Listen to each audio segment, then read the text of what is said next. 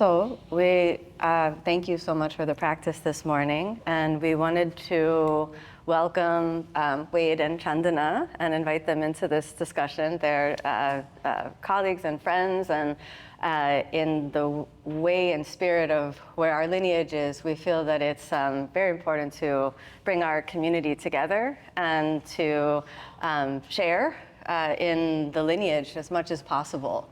And in that light, well, also Tim, you're also here, but we're attached quite often. Yeah, so I want to not acknowledge you also. So we thought to talk today a little bit about the concept of devotion and how that how we each experience that, and then also hopefully be able to share a little bit of something that might be inspirational for all of you as well. So to set this up, let's first begin to contemplate what devotion may mean for each of us. The English word devotion having the root of the word vow of some type, and usually the most devotion? Taking a vow of some type, you know? And then we think about it as having some element of a personal calling, some element also of sacrifice. And when we understand that in the concept of our yoga practice, we're often drawn to a couple of relatively well-known references. When we think of yoga and devotion, the first concept that might often come up is the notion of bhakti. When we think of bhakti as sort of a notion of surrender, an idea of being devoted to a spiritual lineage, a spiritual path. However, we wanted to qualify that by a kind of expanding the view of devotion as not just being a flowery, love-filled event, but also something that is participatory, something that comes from the heart, and also something perhaps filled with a sense of longing and yearning. And each of us is here today because we've been devoted to the practice, the four of us here and all of you as well, because over each morning we made the choice to be devoted to our practice against thousands of other calls in the world, because we made the sacrifices needed to get back to the mat over and over again, because for us that mattered more than anything else, and we decided to prioritize that. And whether that was doing our practice alone, doing our practice in a group, or traveling to meet our teachers in Mysore, or to travel here to practice in community, we've all made sacrifices to make this practice a priority and possible for us in our lives. So when we understand that, another element of devotion is a concept that we could understand as nearness or sitting near. And this is a concept that from Sanskrit we could say upasana, which means like the word asana, sitting near, and upa, the nearness and the dwelling.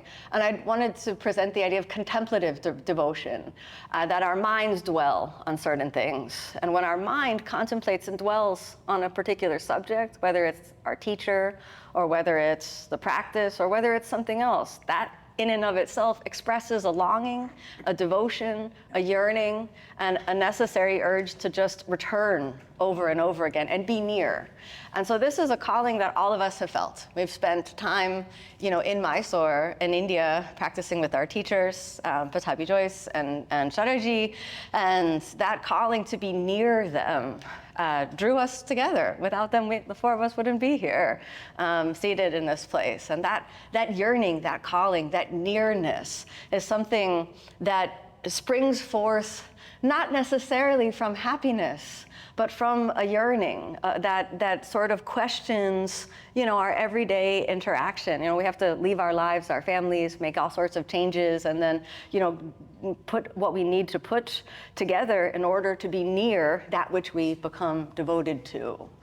Another two concepts I just want to bring up to frame our discussion of devotion is the idea of Shraddha, Sharaji's daughter's name, but also meaning faith. If we didn't believe in the practice, if we didn't believe in the teaching, devotion would not be possible. And when we think about the faithful nature by which we all have practiced through injury, through pain, through confusion, through doubt, our own doubt, and the doubt of others, through even some doubt we may currently be sitting with, then that is a very important part to really reflect on. Where does my faith come from in this practice? Where does my shraddha, the sort of faithful belief in the goodness of what I'm doing and in my endeavors, and maybe also in my teacher, and maybe also in myself? Where does that come from? And how do I cultivate and nurture that? By what actions is that nurtured? And then we should have to always say that in the sort of discussion of devotion, this sort of higher concept of prema, or love, is also worthy of and necessary to speak about, which is that at some moment, all of us who have been to Mysore, practicing with our teachers, at some moment, all we needed was a look from our teachers with a sense of recognition and maybe even the eyes of love to encourage us to keep going. Maybe we didn't even get an assist that day, but we just got a smile, and maybe that was enough, And then something in our heart sort of woke up and sort of was filled with this genuine goodness, this genuine love. And it's that space that's considered a very pure and high form of devotion. But we shouldn't say that that exists without the suffering, the yearning, the absence, that sort of turning away, which led us to,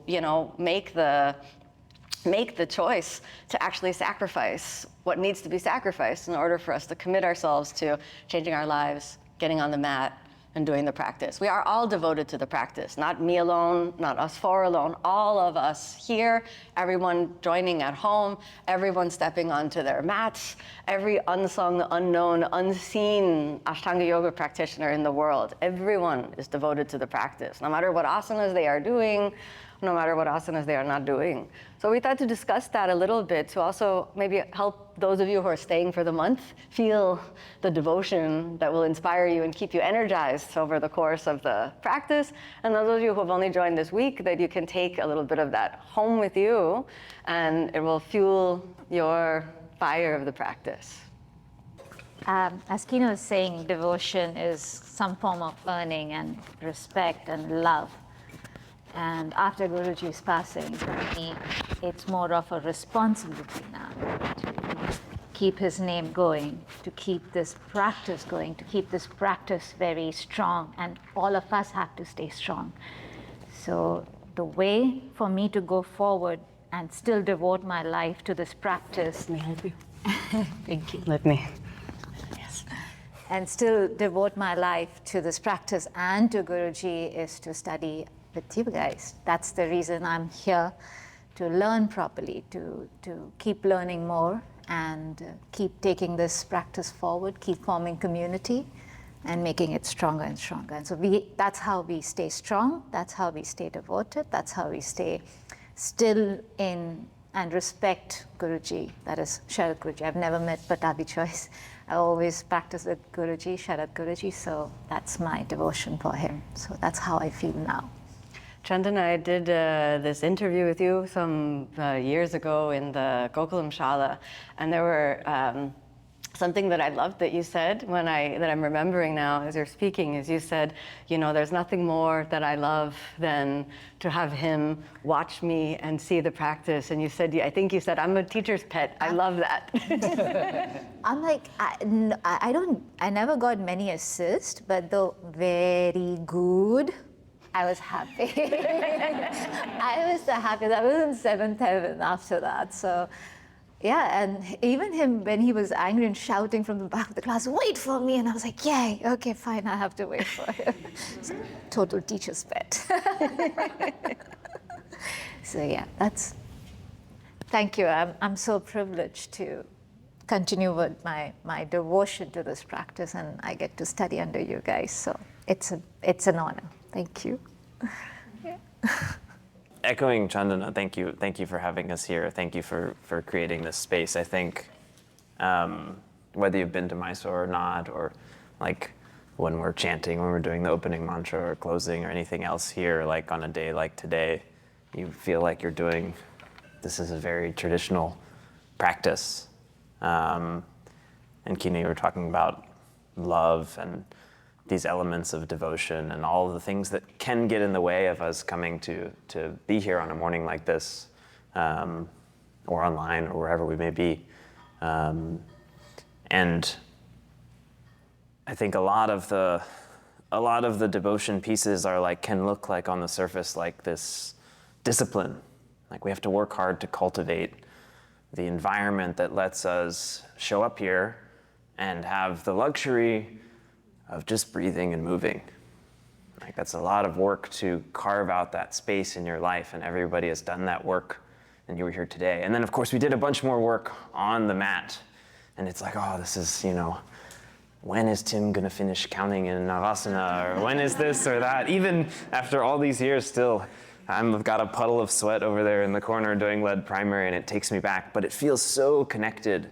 It's so obvious that this lineage and transmission is very alive and very present, and the love is there. And so that's the piece where it's like, there's a version, and this has been a theme, I think, of my practice, and similar for me, Guruji, I didn't know Patabi Joyce, but Sharaji, my teacher, like, was very patient, didn't push too hard, and kind of kept that, like, how do you do this for a long time? How do you cultivate soft discipline, not the hard kind that you burn yourself out and you can do this thing for days, weeks, months, years, intensely, really, really intensely, but keeping the teaching from a place of that softness, so that the tie of like, the devotion is like the soft discipline, the discipline with the love, where you've noticed the yearning and you've noticed that space of something you're looking for, or you're particularly attuned to, like many of us were, like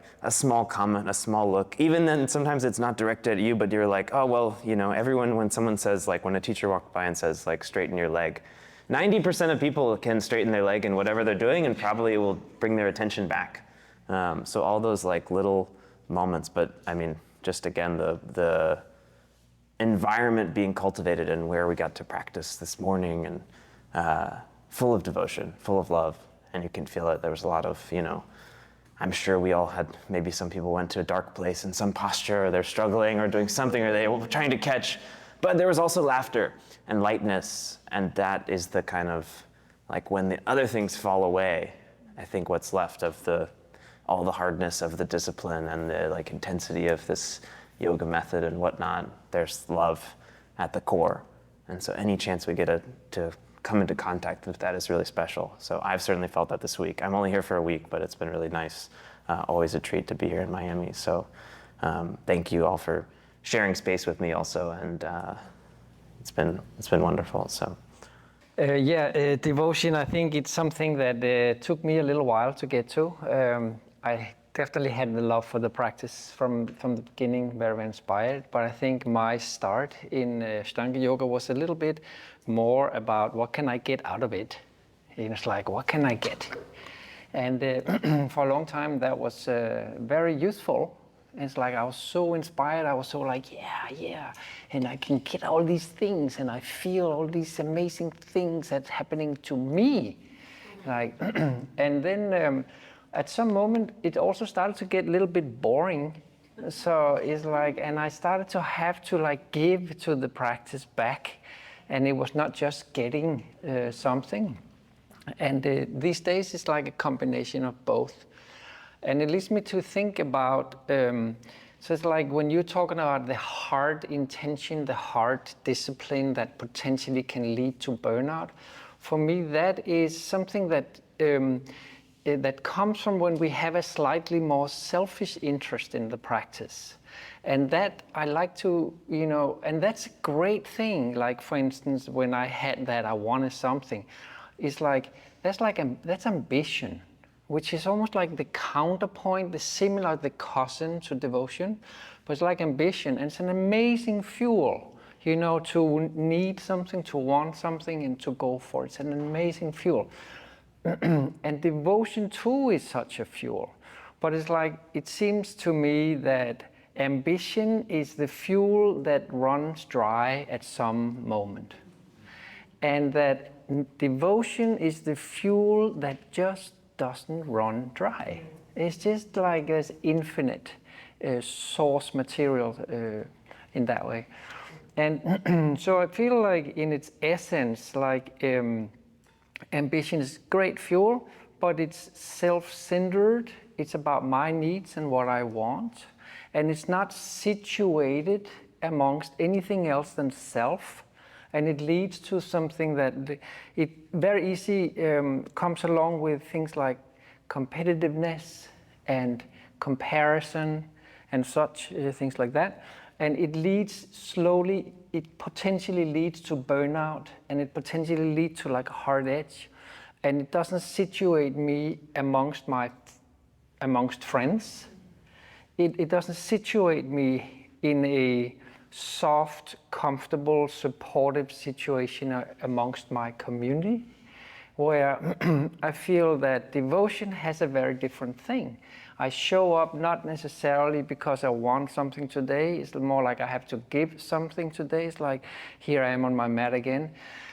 You know, how long time is Navasana gonna be in an hour, right? It's like, do I really have it in me to do it today?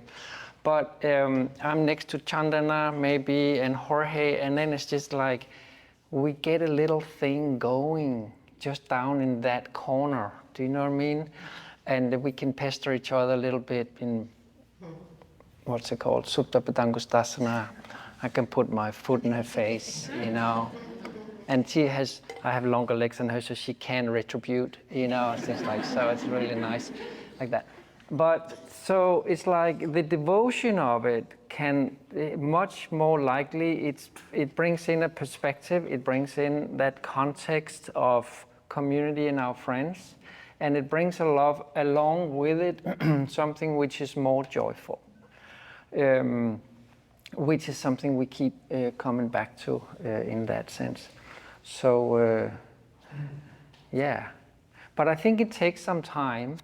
And as Kino mentioned, it's like devotion is built on some faith or trust, deep trust, that this is really good for me. And when that starts to really take root, then devotion starts to become possible. Tim, you said that devotion was something that was hard for you to cultivate. You said that's something that came slower, Yeah. and your initial fuel was more from ambition. What would you describe a little bit about the shift that actually led you to find your devotion, and why you think it wasn't there from the beginning, and why it was slow to kind of fuel your fire for the practice? Yeah, I don't know. I think I somehow had some disconnect, because I felt I used to work in the arts, and like I used to pursue art like religion, like that you can construct something which is a skill, but then sometimes it gets spirited, and then it's art, and it's a very difficult thing, and it's beyond our control to change a construction to a piece of art. And we know when we see it, oh, someone has nice skill, they made a nice sculpture, and then there's art, and sometimes it gets just elevates up to another level in that way. And I think that was my entry into devotion, like art as God, and then the principle of art as this higher power almost. And then like moving into yoga, I think that I brought that along with me, that yoga was the higher power, like a similar thing. And sometimes, you know, we call Ishvara, we call Samadhi, we call it the creative source. So I felt that they were like completely interlocked, these principle of art and creation and higher power. So I think that was always that thing that I was looking for, but I think I just didn't quite realize that there was different ways of achieving it. I kind of went in and thought I had to work so hard and so ekatatva, so one-pointed, and almost like it's like there's no one else in the room but me and my asana kind of thing, you know. And even one time I was backbending, and Sharaji was behind me, and he said, we were many there, and he said, "Close your mouth." And I didn't hear anything. And then, like I was backbending, I must have been backbending for a long time, I don't know. And then he said again, "Close your mouth." And then I registered it like second time, I was like, oh, he said that, it was like, oh, someone has their mouth open. That is definitely not correct, right? We all know that, right? From first yoga class, we know that. So, and then I was like, oh, someone is having their mouth open. So like, oh, what a bad student. And then, like, I kept doing my back bending, you know, and then I heard this, Tim, close your mouth. And I was like, oh, it's me. My God, my mouth is open. So it's like, sometimes I feel generally in my life, I get so tunnel vision, so I just don't see anything else than what I'm doing, you know? So I don't realize that I have my mouth open because I'm like, I don't have time for that, I'm backbending. Or like the one that's next to me, something like that, right? So, and I think in that way, I think I have maybe like got a little too focused on trying to do something that I perceived as yoga, as I perceived that I have to try to perfect this moment of body, breath, and mind, you know, at all moment. And in the process of that, I lost touch with a more wholesome concept of devotion. That's interesting. Something like that. But Chandana, you said that you know, you like to be in that role of the student, and that you like, you know, you said I'm a teacher's pet. I love that. And so I just wonder, were you always like that? Was that a state that's kind of like how you are? And did that devotion in your heart, did that kind of express itself in the first meeting that you had with Sharaji? Was it like immediately, this is my teacher, I'm falling on my knees? Or did that devotion have to be kind of nurtured and grown within you? It did nurture and grow over the years, but when I first met him, it was his birthday, and there was a little party for all the yoga students, and we were eating, and he was just like smiling. And the next day, after the class, when I bowed my head, I always do this after I finish my class, and I was like, okay, this is it. I will be coming that was my first time in Mysore, and after that, it was like decision made, every year, Mysore. But the day it actually happened was, you know, I'm flexible, so ambition, it was first. I can do this asana, I can do this, I can do that. And then came Karandva. I couldn't, 3 years, I couldn't. I was just trying and couldn't. And then on the second year, I got an appointment with him. I want to meet him and ask him how to do this asana. I entered his room. He didn't even allow me to sit down. He's like, you go home and do more. Okay. And I left. Like the meeting didn't even last for a minute. And the next season, Lead Intermediate was on. And I stopped after Karanda. I stopped. He's like, Chandana, why stop? Go do it. I did 3 times. Repeat. I did a couple of more times. Keep repeating. So by the time the whole lead was going on, I kept on doing Karanda. I had like a purple mark over there. And I was shattered. And I was like, this is it. I think I'm going to stop here. This is my Ashtanga journey. I'm not going to go ahead. Guru hates me. Yeah, I'm like, this is it. I think that's what he wanted to tell me, that this is it for you. That's it. But the next day, that like, it happened. And I was looking up, it was in the old shala, it's like, it happened, where are you? And he was not there. But I think he saw it in the CCTV. And then he came to give me a back bend. He's like, tomorrow, whatever is left. And that was it. I was like, that's it. You know me better than I know myself as of now. And I just surrendered myself to him. And actually, that is something that saved my life. So I'm forever grateful. And I never doubted myself because I knew that he never doubted me. And that surrender, and I'm here now today with you guys. So yeah, that's how it. And I've always been a teacher's pet. Always. I'm still in touch with my English teacher from school and my mathematics teacher. I love being a student. So yeah, I enjoy being on that side. So yeah. Chandana, she is an amazing practitioner first like start there. And Chandana used to run a yoga shala in Pune in India, which is where the Iyengar Yoga Institute is. And after some time, all the Iyengar teachers, they would start to come to Chandana and say, can you teach us some of that Ashtanga thing that you are doing? So Chandana comes here and she says, I want to study with you guys. And it's like, there's such a generosity in that, because she's doing pretty good herself. You know? She doesn't need to come here and study with anyone like that. And I feel that is an aspect, that kind of generosity and sharing of the tradition, that is an aspect that grows out of a devotional attitude. It is like that comes together, kind of like, which comes first, I don't know. That is a attitude that we don't find in ambition, because then we would be competitors. Yeah? And it's just so beautiful. And I think it's just like one more indication of like, yeah, that's how we want to live, right? It's like such a healthy. Together, yes. And Wade, what about you? When you met Sharaji for the first time, was it this feeling of instant devotion and yearning, or did it have to build kind of over time? I mean, there was certainly a lot of excitement and ambition, I would say. And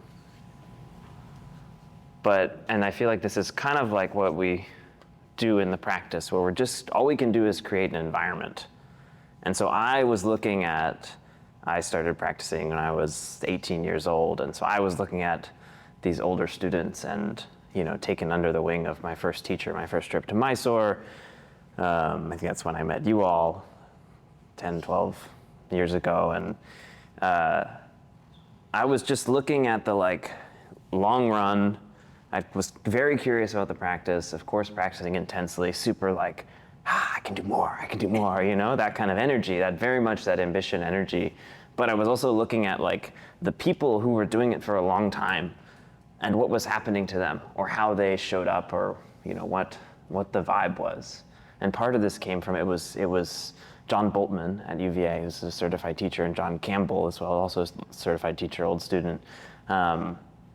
And very early on, after starting practice, my roommate and I, who I had in college, I started with a friend of mine, and we would kind of they're both tall, 6'4" blonde dudes with a weird twinkle in their eye. And so there's a physical, they're similar, but there was also this something's going on in the mind that seems different than most people I know. And these are both people that have been practicing for a long time. So there's more than just physical appearance similarity. And so there was from the very beginning, there was that curiosity of what happens in the long run and what sustains people. So Tim, you were talking about with this kind of this kind of fuel will burn up. And so very early on, I was okay, I feel like I had this logical understanding, which can mean nothing, of course, because that doesn't mean we'll follow through with it. But I had this logical understanding of okay, so this is good to work hard, good to, try to do many asanas, to try to lift up from Kundavasana, to try to do this and that. But eventually, there has to be some other source of fuel, and then paying attention to how these people that I was looking at and looking up to had tapped into that. And so it's a little bit of one of those things is keep showing up, keep practicing, spend time in community, spend time with people you admire, spend time with people who you pause and go, they're doing something that makes them seem a little bit different, and I like the way that is, and maybe I want to cultivate some of that in myself, but I don't know how. So just the very basic steps of practice, show up, spend time with those people, ask them questions. And so I still have that ambition is not gone. That's still I love the practice. I love the physical practice. I think some of us, we all to some extent do. We showed up at lead primary. We didn't, come and say, I wish I was just sitting this morning, because because that's so much easier. Even though I'm inspired to sit more, especially after conversations with you, Kino. But that feeling of like, it can be easier to do a thing, to occupy our, use these tools to occupy our senses and see what comes up. We're cultivating that environment. And so for me, that was to keep going to Mysore. And then suddenly you have a moment where you're like, oh, with Sharathji is like, oh wow, I really love this guy. Like didn't see that coming. But that's also a commonality among these people I was looking up to. And it wasn't real for me to just be like, these people, talk about their teacher so highly, or they talk about, or they express this feeling, therefore I feel it. It had to be experienced. And so all I could actually do as actions was to show up and try to expose myself to these systems and to keep showing up. And I think that kind of continues, and then, you wake up and you're like, whoa, like this is like, here we are, all of a sudden, like there's a desire to share, there's a desire to like an obligation, something that comes out of, and you're more aware of, like I remember I was telling you this story, I think the first lead primary I did in Gokulam, and I get very sweaty, I run hot, I would say. And I'm working hard, so it's like, yeah. And I think we're doing Supta Konasana, and Tim, kind of like you were saying, this like, I had my blinders on, where it was like my practice.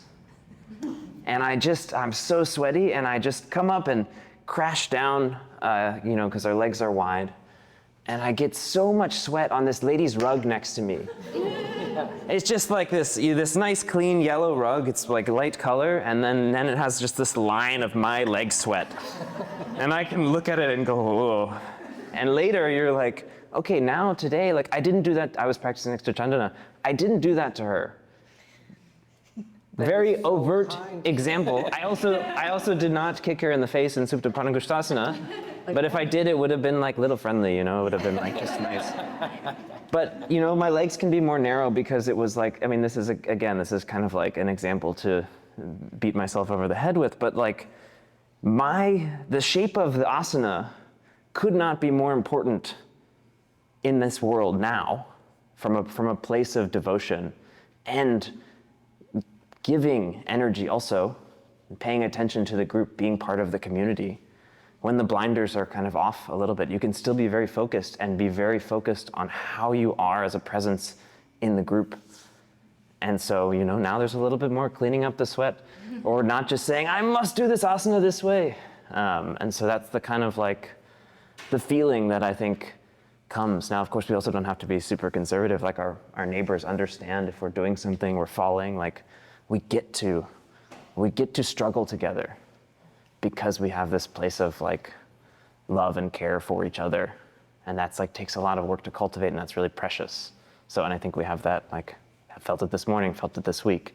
And that's really, really sweet. So that's my like, even if you're stuck in and I'm very like in the like rational, logical part of this. I didn't just like, I wasn't I'm going to India, When I first went, it was like, I'm going to Mysore, I'm doing this and this and this, and a very, like a plan. But the point of the plan, we don't want to lose sight of. The point of the plan is to kind of forget the plan, because you can't make yourself take all of those steps. You can only create the conditions. And so same thing when we show up and practice, just like we think we know how it's going to go or something like that, or we think we know how practice will be, and it's like you're just creating space. And then often the things that come up over time and in a nice environment and with good teachers and all of this, the things that come up are very nice, and they're very loving, and they're very full of devotion. And we have these moments of, all of a sudden, like, this is soft and nice and sustainable, and not just, I don't care if I get sweat on this person's mat or anything like that, So nicer that way. And it's almost, and I think we all feel that, right? It's like almost built into the practice.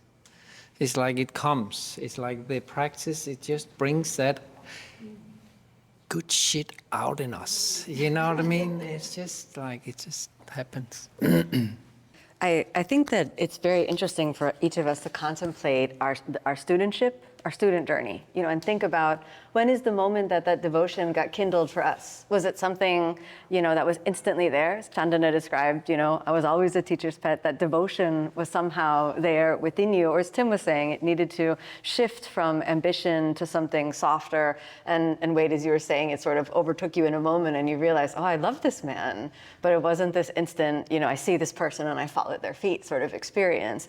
And then to think about how does that seed of devotion grow within each of us? Those who are newer in the practice, those who are further in the practice, how does that play out within us?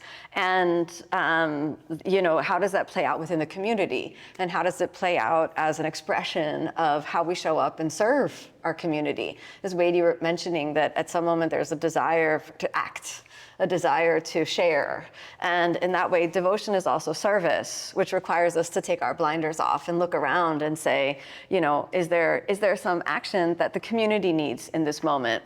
And is that action something that no one else can do and I can do right now? And then let me go and do that, even if nobody will ever recognize that action, even if no one will ever say, thanks for doing this service. In fact, if someone you would even get in trouble for doing that service, is it still worthy of that act of devotion? And it's, and I also want to share that I feel that I've had I'm very grateful for my early meeting with my teachers, and I'm very grateful for the mindset that I had when I first went to India, because I had no real experience and no expectations. I had very little teaching and very little understanding really of what Ashtanga yoga was. I'd been practicing less than a year, and when I met Pattabhi Jois, I didn't expect to fall to my knees and put my hands on his feet, but that's what came over me. And then in that innocence is something that I think back to now, because still to this day, there's no state of mind that I'd rather be in than that feeling of absolute surrender, and this feeling of grace overtaking me. And it's not a place I've always been able to keep, because as Tim mentioned, this idea of ambition, there are definitely periods where suddenly I thought I knew something about the practice. Suddenly I thought, oh, now I understand. There's this many series and I want to do these asanas and I want them in this way. And I don't know, and maybe all of us here have been practicing the advanced series for some period of time. I was never more ambitious than I was when I was into the arm balances of the third series. Because for me, like you were talking of Karandavasana, for me, the arm balances of the third series were this like holy grail of impossibility. On my first trip to Mysore, I was waiting in the Lakshmipuram Shala to get into my practice spot. And I looked in through these bars on the windows, and then I saw these people doing these arm balances. And I thought, what is that? They're flying. How are they doing this? This guy is on one arm, and then this lady is over to the side, and her feet are there. And how are they? And then they go up again, and then they're going down, and then they're up again, and then they're down and up and down. Are they touching the ground? Wow, what series is this? I didn't know. Oh, it's third series. There's more series.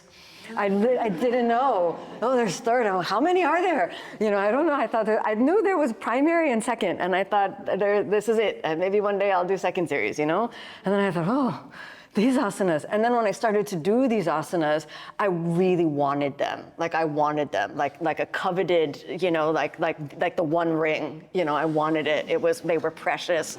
They were mine. I was going to sacrifice for them, and I was going to take them from others if they had them. My precious. And then I had ego about it. I was like, look, I was this girl that couldn't do chaturanga, and now I'm doing Ekapada Bakasana. Look at me. And I kept on waiting for approval from my teachers on that particular trip. And Tim, you were there, and I was talking of this every day. I drove him nuts, I think, like, why I'm not getting an asana? Why aren't they saying I'm doing this one well? And he's like, yeah, let's get a coconut.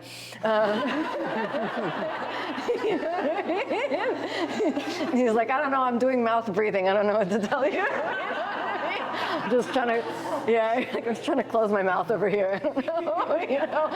And then I had also the many experiences where I was waiting for, I was waiting for that very good moment. Oh, I remember you couldn't do this, and now you're doing this. I was waiting for that. The entire time I was there, the only feedback I got from them, and I think they could sense now, for the first time, here's this girl who was so innocent, now she has some ego. And they took it upon themselves to systematically break that ego on that trip. Every day, Kino, arms are so wobbly. Why? Oh, so slippery, falling. Oh, not good, so weak. You have to be stronger. Why not stronger? Why? More practice you take. Do this pose, don't fall. Look, you're falling. Every day. And I cried and I felt like, oh, poor me. Oh, they hate me, poor me. But as Wade said, I kept coming back, I kept practicing. And then the interesting thing about that desire and ambition is once you go get it all, especially in Ashtanga yoga, this like rush to collect more poses, then you have to realize, well, then now they're yours forever. It's very exciting. First time, oh, wonderful. Then you're like, oh, also tomorrow. And then 10 years later, still there. 20 years later, literally 20 years later, still that same asana. And then the ambition is gone. And then you're considering, Tim Miller, when we first met him, he was talking to us about returning asanas. At that point. And at that point, I was too young to understand. I was like, why would you return? And he's like, well, I tried to go back to India and meet my teacher and return some asanas. And he said, I tell my teacher, give this to someone younger who can use it. And then I said, oh, that's interesting. And he said, now my next trip, I'm going to return the whole series. The whole 4th series, I'm giving that back. And I remember asking, because 4th series is challenging, I remember asking Tim for advice on how to make 4th series sustainable long term. And Tim's response to me was, oh, why would you want to do that to yourself? Oh, maybe don't do that to yourself every day. There are other series which are nicer. That's Big Tim, right? Not Little Tim. Yeah. Big Tim. I said Tim Miller. Yeah. It's not your last name. Oh, that's right. Yeah. Should we see? We have a little bit of time for questions, unless you want to add anything. Some questions? Any questions? I think jump back needs the most devotion. Without or ambition, it can also do it for a while. But without that, I think it's just like you're just never gonna do 2 of those in your life. Maybe 1, and then you realize what it takes, and never again. So. I'll just repeat the question.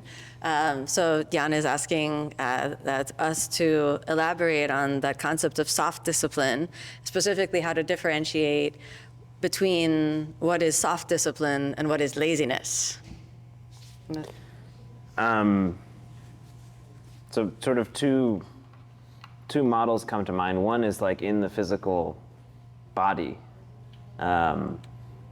I think for a lot of people, and it can depend where you're coming from in practice, some of us start more flexible, some of us start stronger, and a lot of our journey can be shaped by that starting point, but the wisdom of the practice, the intelligence of the system has a tendency to move us kind of towards this, we have to work on the stuff that maybe doesn't come naturally. We might get away for a little while, maybe we can jump back, or maybe we can do a back bend or something like that early on, and we might get a little deep into the practice, or hooked on the practice with the things that we're good at, but we'll always come face to face with the stuff that is hard. And so I think that it's not lazy in the body in practice to be able to turn off the muscles that don't need to be engaged in an asana. The most extreme form or the best version of any asana or any transition does not involve necessarily expending the most energy. And so that's a place to kind of explore, I think. Often when we're learning things that are hard, it takes everything we got. And even Shirachi would say, there was, that's part of the the gross benefit of the practice is you do something very difficult in your body and you're not thinking about what's for breakfast or what you didn't do or what's on your to-do list. You're just trying to survive. And you're barely breathing even. It's not like we start all these new difficult asanas. Often we're like holding our breath because we're trying to do Galavasana and lift our head off the ground. And if we're trying to breathe smoothly, we can't have enough tension in the very beginning.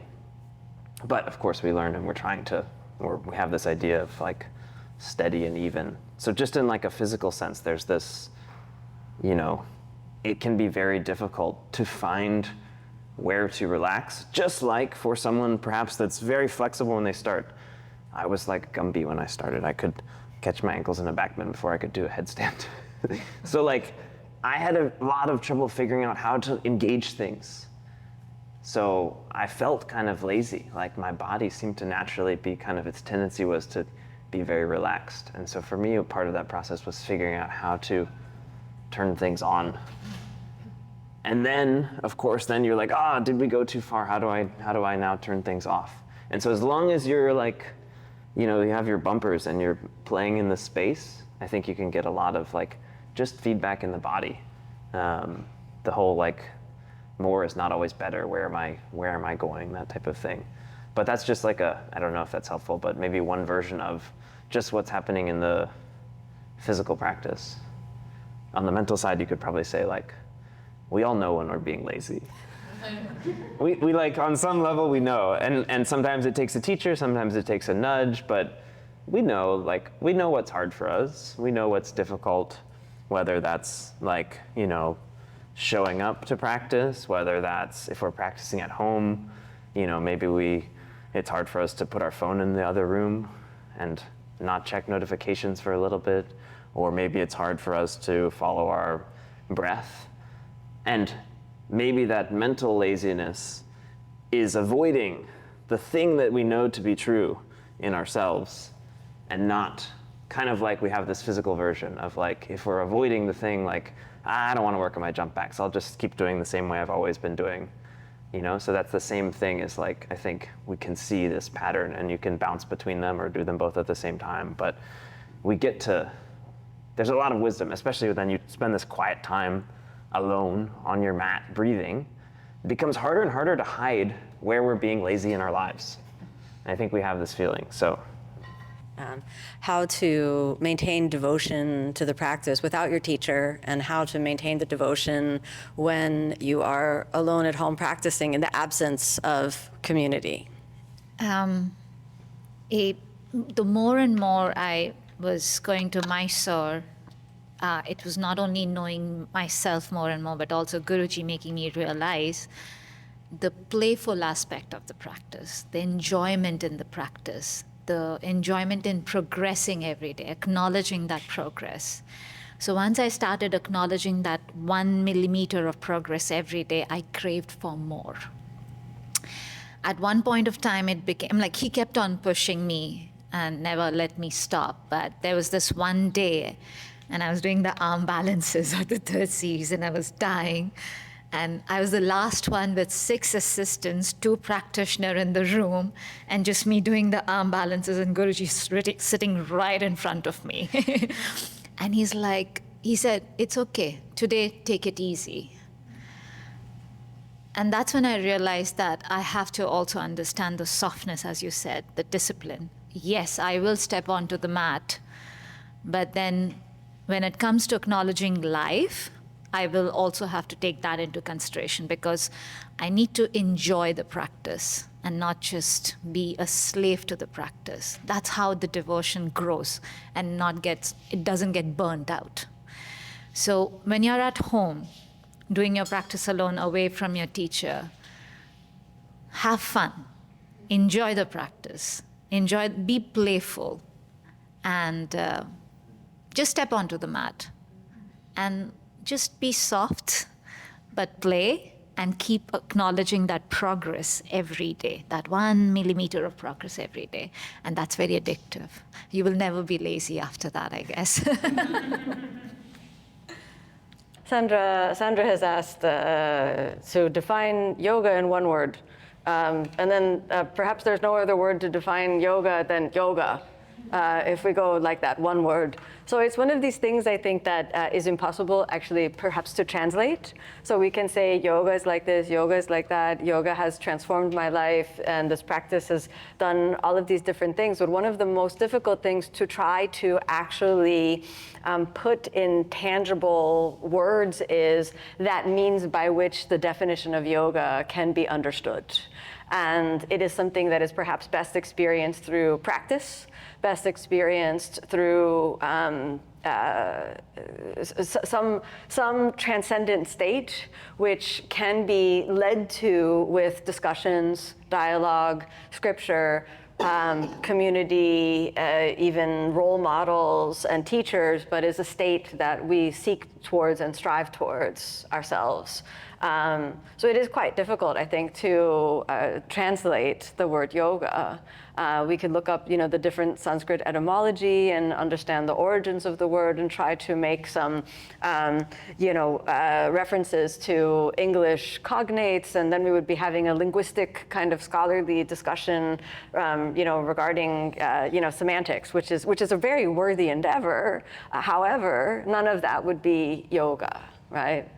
Unless it's sparking some inner state within us. So I would just encourage you to keep searching yourself for what is yoga to me. And I would encourage us all to consistently and persistently ask that question and revisit that question, no matter if we're one day on the mat or 100 years on the mat, to keep asking, what is yoga? What is that state that which I strive for, that leaves a little bit of a residue of yearning that keeps drawing me back? What is it that I yearn for, that longing that is the path?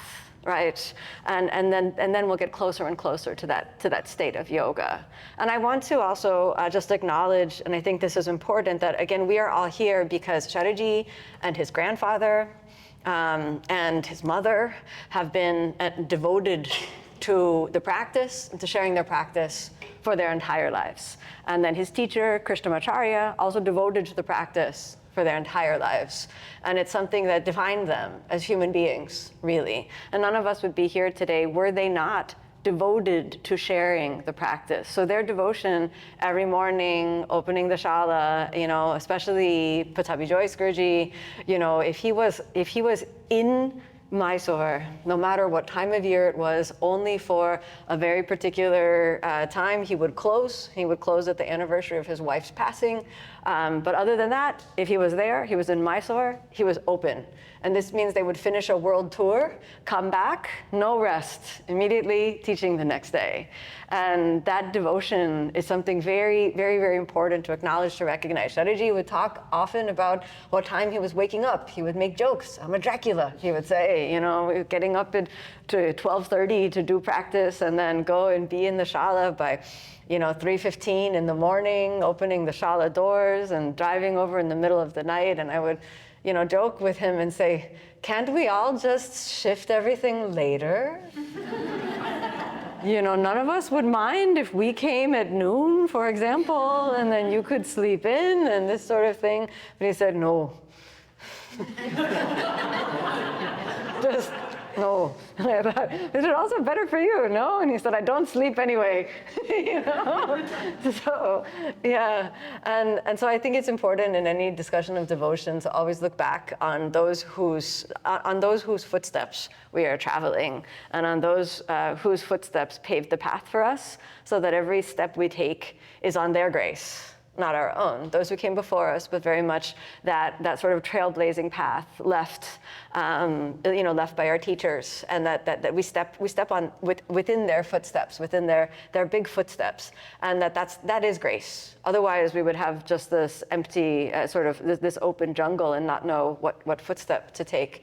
And that's just, again, very, very important to acknowledge that every time we practice, every time we share the practice, every time we teach, in some ways we acknowledge and honor their devotion. Without them, we wouldn't be here.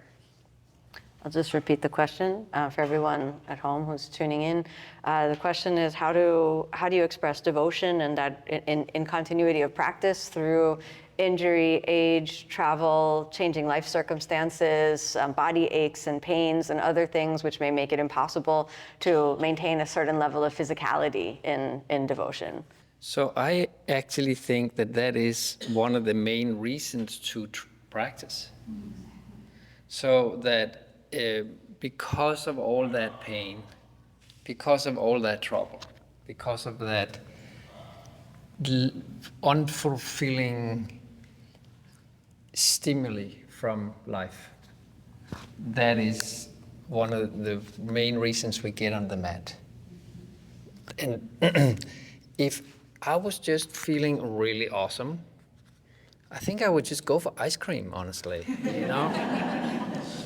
I think because of that pain is why it is for us that feels pain of some kind, whether it's aging or a sad mind or a angry predisposition or a bad knee or not having enough resources in our life or whatever it could be.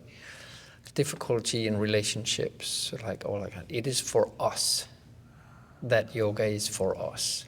And then when we start to practice, we realize that that soothes and helps.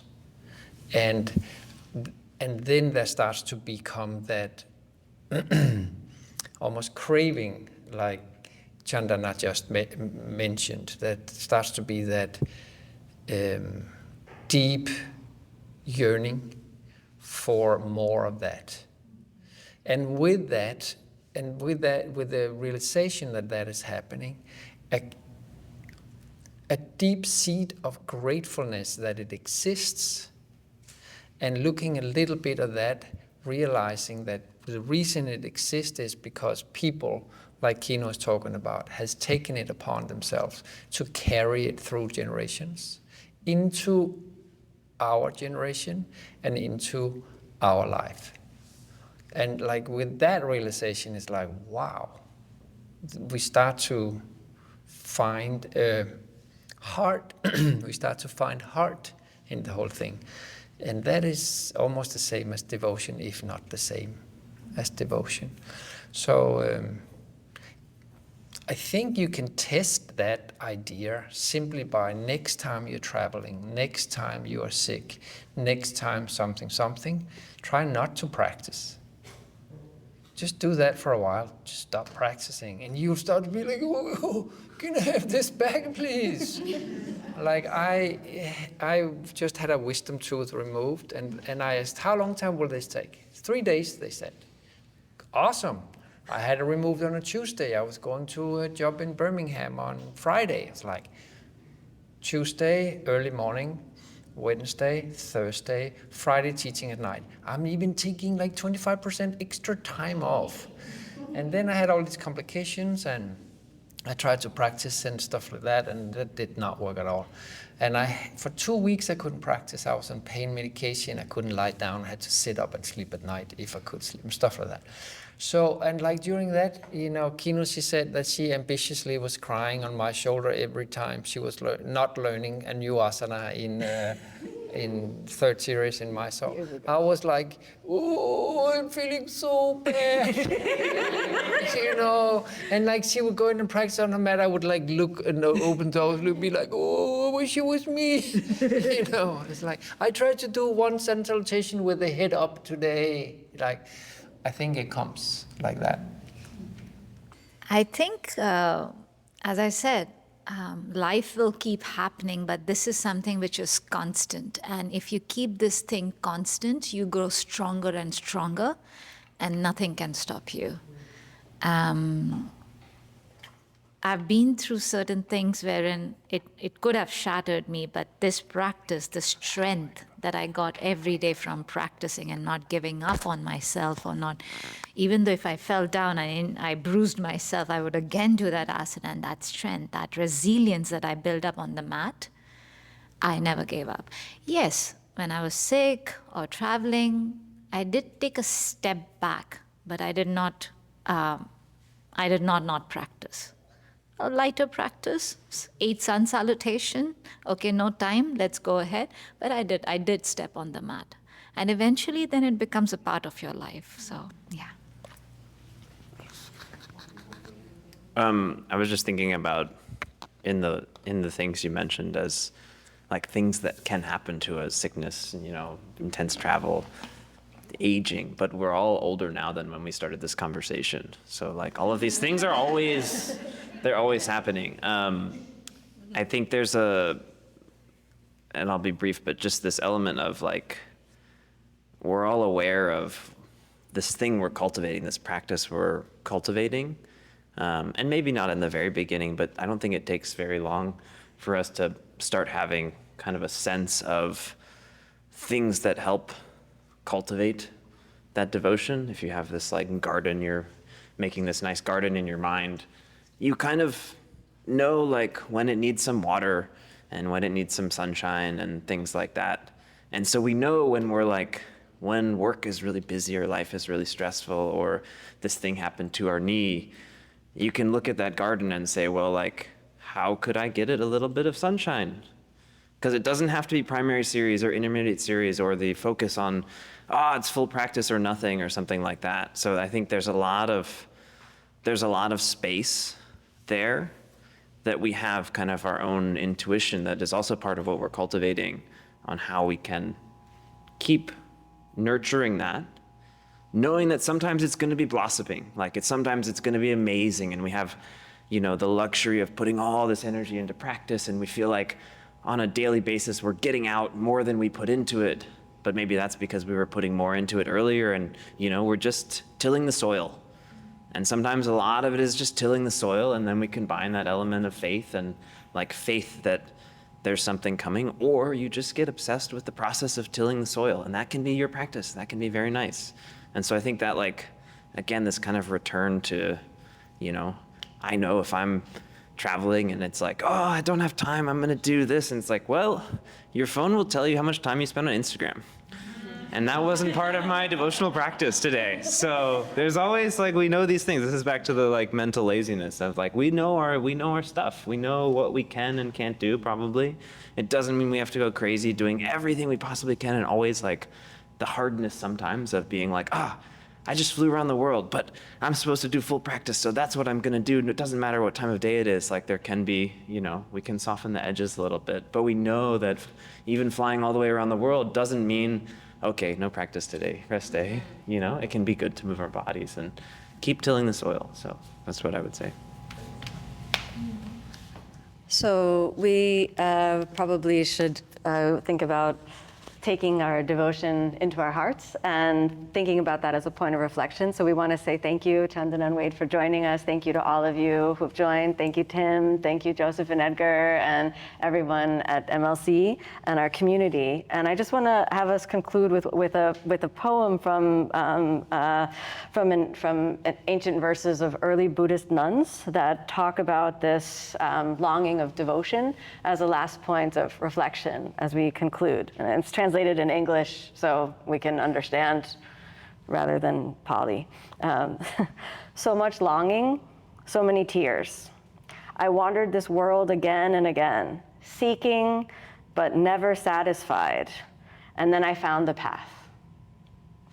And that's all of us, And this is our path, and this is our practice. May we continue to nurture those seeds of devotion every day. Thank you very much, everyone. Thank you. Thank you.